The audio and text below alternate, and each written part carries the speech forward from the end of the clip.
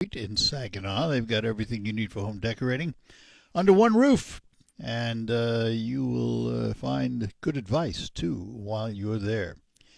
And a good morning to you. Welcome to another edition of the Art Lewis Show for a rather wet Wednesday morning. Later on, after the 10 o'clock news, Jonathan Dent will be joining me with some interviews that he pre-recorded. Also at 11 o'clock this morning, we will learn about Flower Power Productions. But for this hour, we're going to spend time talking about an organization in this area that probably, I think, has one of the more important functions of many of the nonprofits in this area, because they worry about children who are caught up in situations they shouldn't be. It is the CAN Council, and with us this morning is its president and CEO. We say good morning to Heather Fisher. Good morning. Good morning to you. Tell everybody, because you can do it in better terms than I can, what the mission of the CAN Council is and what you do. Well, we exist to build communities where children are free from abuse and neglect. And basically what that means is we invest in our community, we invest in our children, helping them grow in safe environments and empowering their parents to parent well. We work with children in school systems, helping them identify when they've been in an unsafe situation and what to do about that if that's what's happening. And then we have a children's advocacy center where children can come if they have gone through abuse or neglect and have a safe place to tell their story. And then a CASA program that helps children who have been placed in foster care because of an abuse situation. And those individuals walk alongside the children through the entirety of their case. So it's amazing because, as we were talking about before we went on the air, I was on the board back in the late 80s, early 90s for a number of years.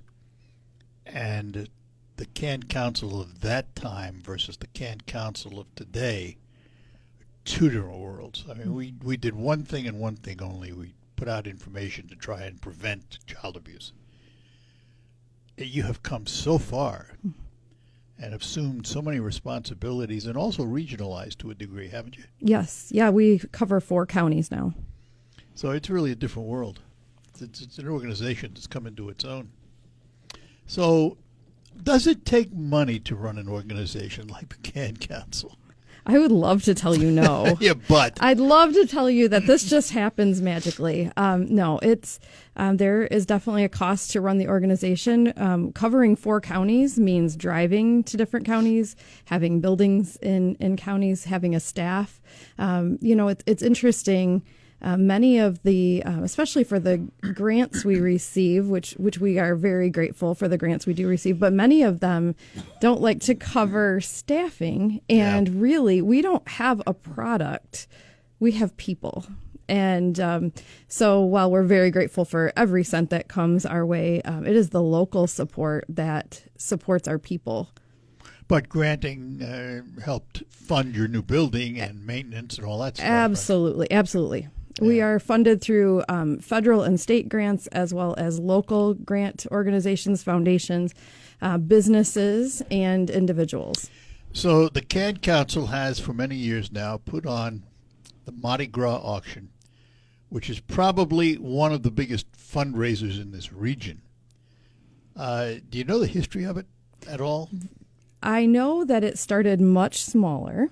This is the 33rd year. Oh, wow. Yeah, so it's been going on a while. We really pull out all the stops for the kids at this event. I have been in nonprofit work almost 22 years.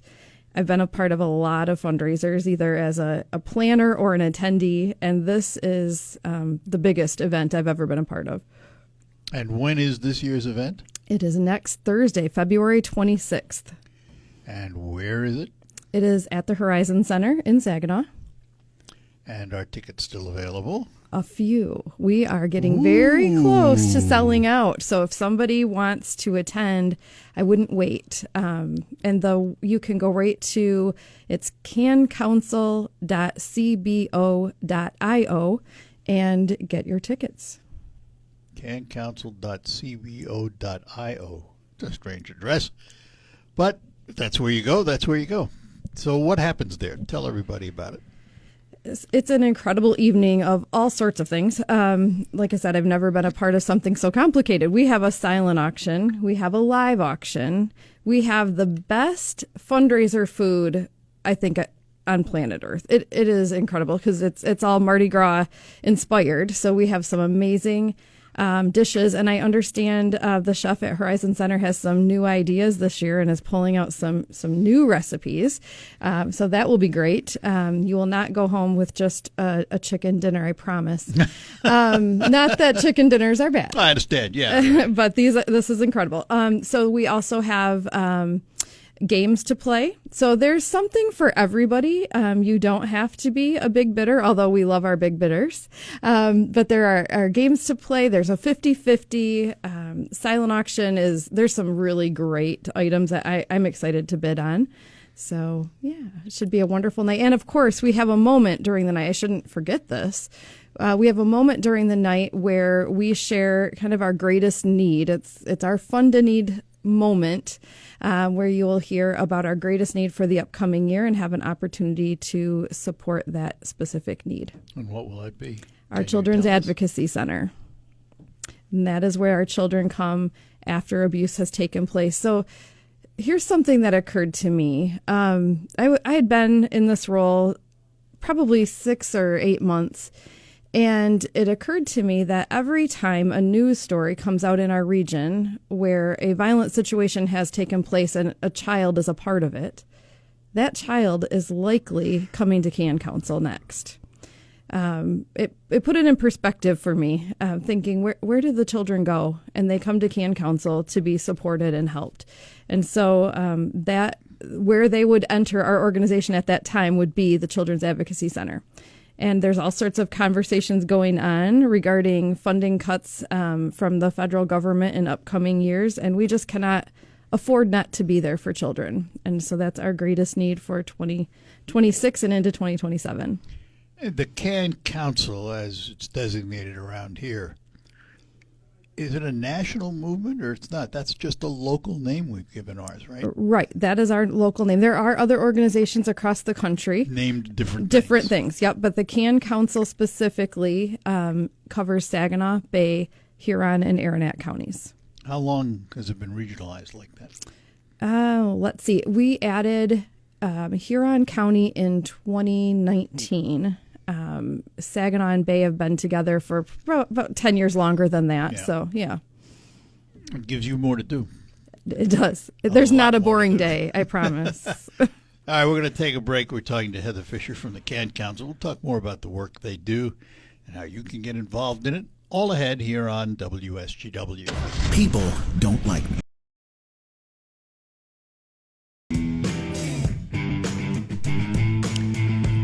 And we're back with you on the Art Lewis Show. We're talking to Heather Fisher, and she is the president and CEO of the CAN Council of this region. Is CAN Council the Great Lakes Bay region, or what do they call it now?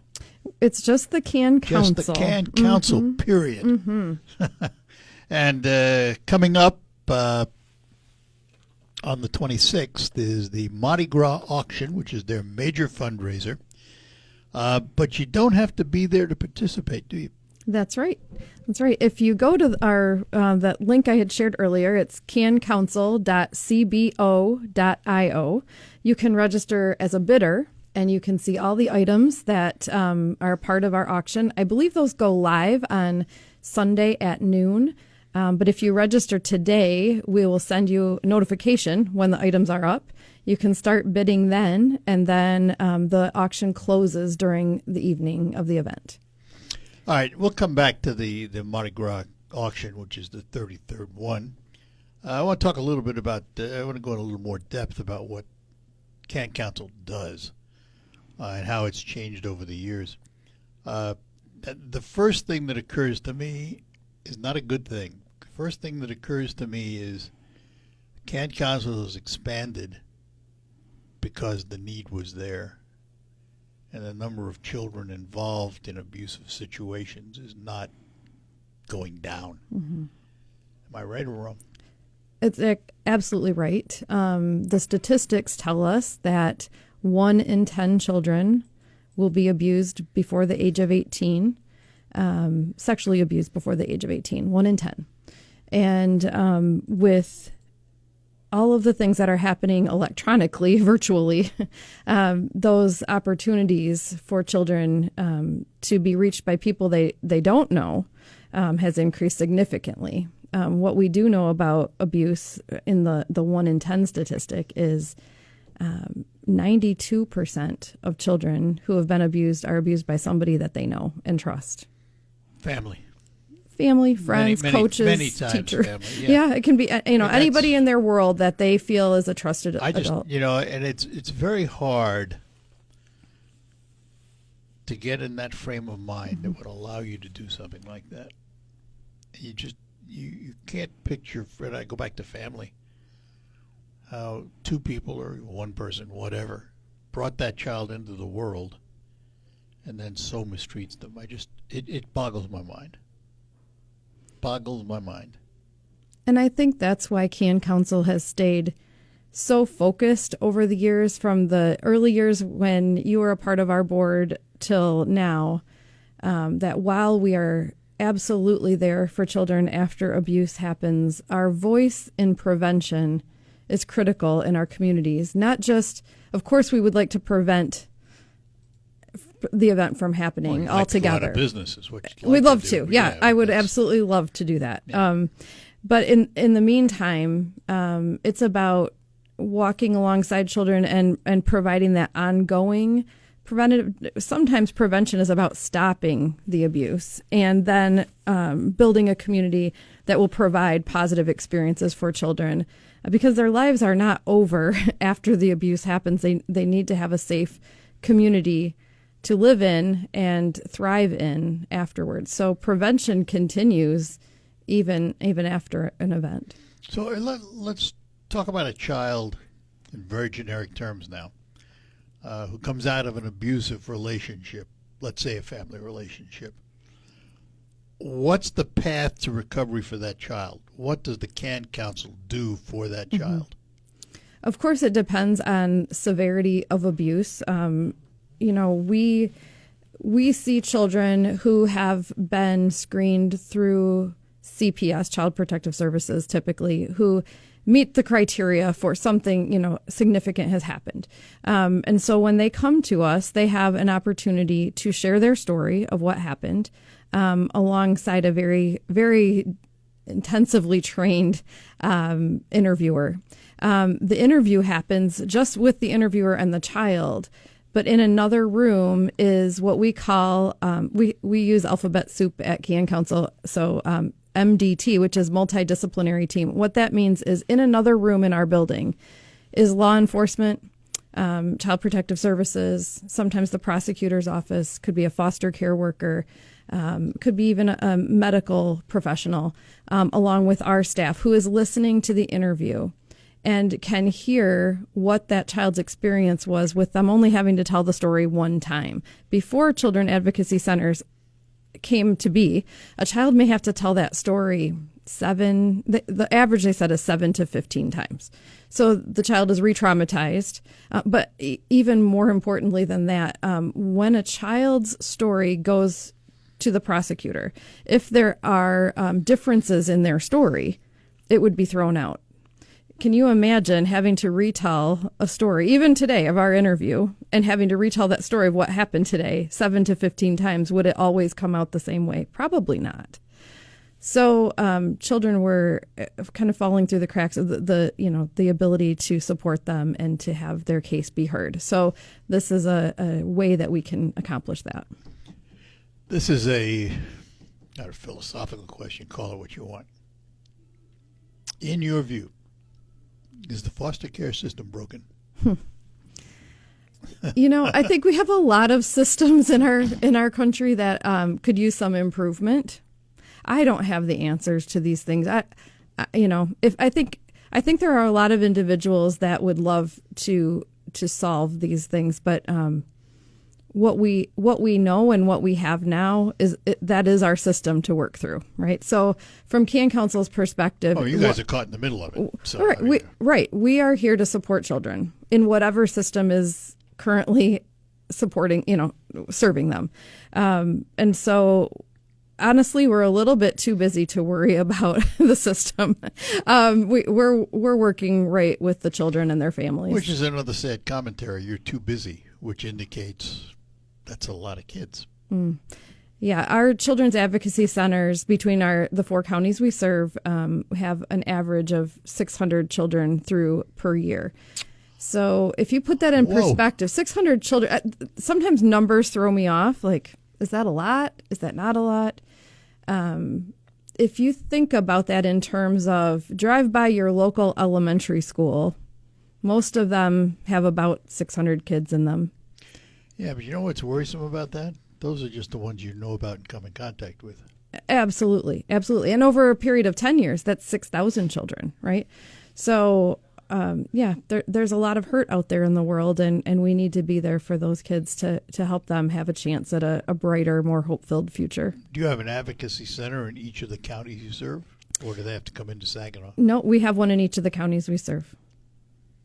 And same relationships with law enforcement, prosecutors, and all that Absolutely. stuff. Yeah. Yep. Well, that's the good news anyway. Right. So let's talk for a minute about CASAs. First of all, let's describe what a CASA is. Sure. So the CASA stands for Court Appointed Special Advocate. So after going through, if you were interested in being a CASA, you would go to training. We provide training. It's about 32 hours of training to learn how to walk alongside a child that is in the foster system because of abuse or neglect. So they've been removed from their primary home and have been temporarily placed until it is decided where they will land permanently. And so many of those children benefit greatly from having somebody to advocate for them. So basically, you learn everything there is to know about the child. Where do they go to school?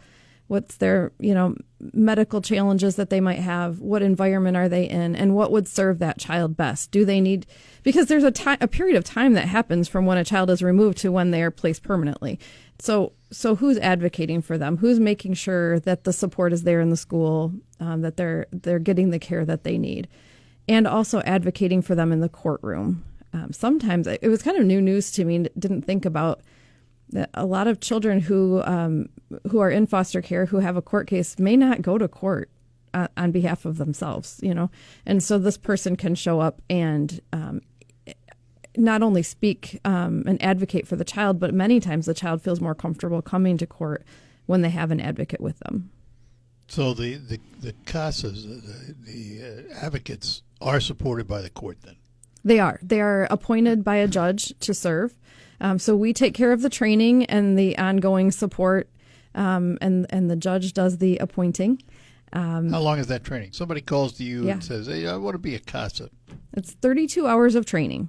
And we break that up into about 3-hour intervals, for, I believe it's like 8 weeks they go through a 3-hour training in-house. And there's some things that happened outside. And then also some courtroom exposure. Yeah, that's a great way to put it. Mm-hmm. And I assume, bad word, but I assume a pretty deep background check. Oh, yeah, absolutely. Everybody who serves at CAN Council has to go through a background check. Even those who just help us at our fundraisers, we do at least some background check. But at a CASA level, yes, of course, it is pretty intensive. All right, we're going to take a break. Be back with Heather Fisher, President and CEO of the CAN Council.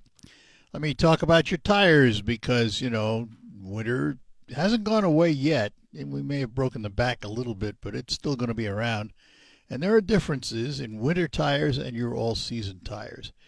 And one of the experts in the area is at Quick Lane Freeland, where they sell all their tires at just $5 over cost. And when I say experts, they can tell you the difference between the tires, as I've asked John to do from Quick Lane Freeland. Hello, Art. Yes, winter tires are made with a pliable rubber compound that includes silica to stay flexible and maintain grip in freezing temperatures. Unlike harder all-season tires, which stiffen and lose traction in the cold, this flexible compound allows the tire to better conform to the road surface, providing superior grip and traction on snow and ice to keep you safe. Thanks, John. Stop into Quick Lane Freeland for all of your routine maintenance on your automobile, from oil changes on up. It's all part of the McDonald Ford complex at M47 in Freeland, where you can also take a look at the complete lineup of Ford Motor products for this year, as well as their extensive pre-owned vehicle lot. Stop in today. All your routine service at Quick Lane Freeland, all your major service can be done at McDonald's, and of course their great lineup of automobiles. McDonald, Ford, and Quick Lane Freeland, standing ready to serve all of your automotive needs for 2026. Gotta go.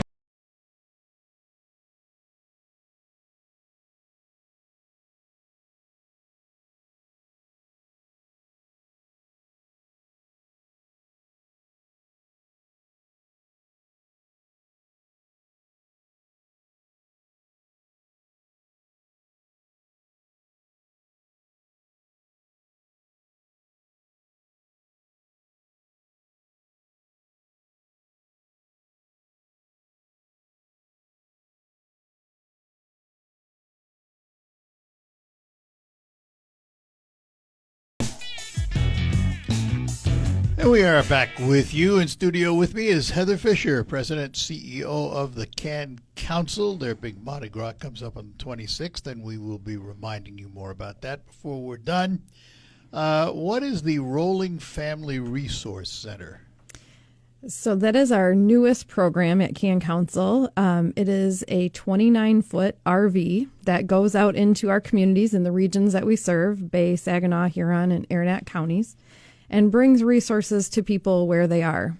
We know that transportation is a lot of times the barrier that gets people to the resources that they need. So this is our effort to help with that. So we also know that for families where children are 0 to 4 years old, if resources are provided, if they have access to the things that they need, like diapers and clothing and those kinds of, what are resources? Yeah, all sorts of things. It could be even links to being able to just sign up for the services that they need, or knowing that there's other nonprofit organizations out there to serve their specific needs. But those physical resources, we call it concrete support, which is just a fancy way of saying diapers, wipes, formula, food, that kind of thing. But anyway, where there are where those resources are provided, the likelihood of child abuse drops by 50%. So there's lots of evidence as to how that will help families and reduce kids being harmed. How often do those resources show up in an area? It really depends on the area. We try to go where there are already going to be people gathered, or so if it's like a community fair or health fair, an event like that, yeah. Or link up with other nonprofits. So when there might be, Great Lakes Bay Health or some of the other nonprofits that have vehicles, we like to go out with them, just helping reduce the number of stops a family needs to make to get their needs met. But we also go to apartment complexes and mobile home communities where there are lots of families in one spot. Do you find, Heather, that people are afraid to ask for help? Sometimes. Sometimes there can be a fear of that. We want to break down that stigma, that barrier, because we know that there are times in all of our lives when just a little bit of help would go a long way. And it can really cause families to have a lot of stress reduced. And when the stress level is down, the family thrives. And so I'm hopeful that people will not be afraid to go for those services that are available. If someone is in a situation that may also contain abuse of a child, if they're seeking help, what do they need to do? That's one side of it. Mm-hmm. And if an outsider knows there's a problem, what do they do? Mm-hmm. Great question. So if there is something that you have been witness to and is like immediate, so there is harm happening, a child is in danger, the best thing to do in that case is call 911. Right? That's active harm happening or danger nearby. Don't wait. Just call 911. They'll sort it out. If there are other things that you're concerned about, things that you have either witnessed or been told about, there is an 800 number that you can call and you can report that abuse. It's anonymous. and you can let Child Protective Services know about this alleged incident, and they'll do the investigation. So don't worry if you're thinking, oh, I'm not really sure. It's far better to report and let them sort it out. And I can provide that number. It is 855-444-3911. Again? 855-444-3911. And like I said, you just report what you saw or what you suspect and let the experts sort it out. And if you have reported once and you feel like your answers were not, if the service wasn't provided that you were hoping, call again. And the more that an abuse situation is reported, the more likelihood that it will be followed up on. Can they call CAN Council? Absolutely. Absolutely. You can call CAN Council if you just need some support or some resources or want to talk something through or aren't sure where to make that call. You are welcome to call CAN Council. And let's talk about the CAN Council website where there's lots of general information. Yes, so cancouncil.org is our website. There's all sorts of resources out there to learn about not only our services, but just facts in general about child abuse and neglect, as well as phone numbers to call if you have concerns or need more information. So how are we doing with what in my day was all we did, and that was prevention information, getting it out there? Absolutely. It is still a thriving program. We have all sorts of elements that we've built onto it. So one of our favorite things, we host parent cafes where parents can come in a real safe environment along with other parents and learn about parenting skills and things that will help improve their family life and reduce their stress. And that's for anybody and everybody. You don't have to. You could even be a grandparent who is helping provide care for for a child. And so you can find out about those on our website as well. Or if you follow our Facebook page, a lot of times we have great information out there about those parent cafes, and those are all throughout our region, free to attend, and wonderful experiences. And also we have part of our prevention program is what we call primary prevention. So the idea there is we go out and work with people before anything has happened. So this is where we go into schools. We work not only with children, but educators, administrators. Just this past summer and early fall, we did presentations in some of our public school districts in the professional development days that took place before school started. And our prevention team was out presenting to 600 educators and administrators. Even the bus drivers and the cafeteria staff were there to learn because they are mandated reporters. So when they see child abuse and neglect, they must report it. Yeah, that's an important issue. All right, we're going to take our last break, come back, and we'll also remind you of the Mardi Gras, big event coming up for the CAN Council, and we will do all of that right after these notes. Planning your next getaway.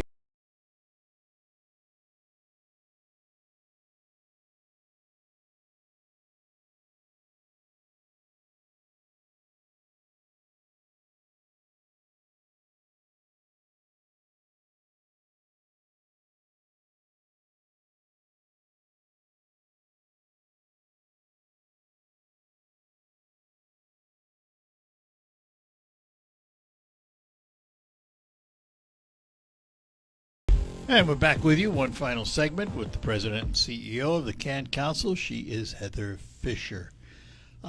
Just out of curiosity, I don't even know if it's allowed, many organizations that specialize in abuse of one kind or another, addictions, what have you, some of the best people to get involved are those that had the problem and understand it and can teach it.